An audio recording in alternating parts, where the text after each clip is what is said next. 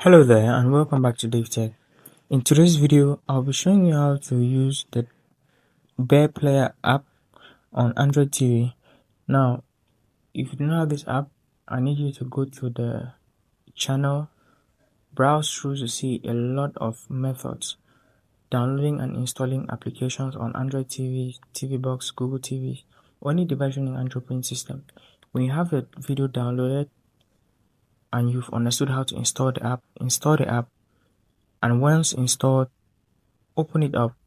So head over to your apps library and scroll down to the application of choice. For this tutorial, I'll be showing you how to use the Bear Play application. So open the application and scroll down for your videos.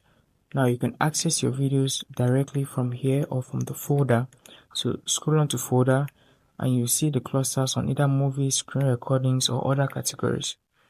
Now note that if you want to use this for streaming videos which are not on your local device, you can use the drop down on this 3-bar menu above.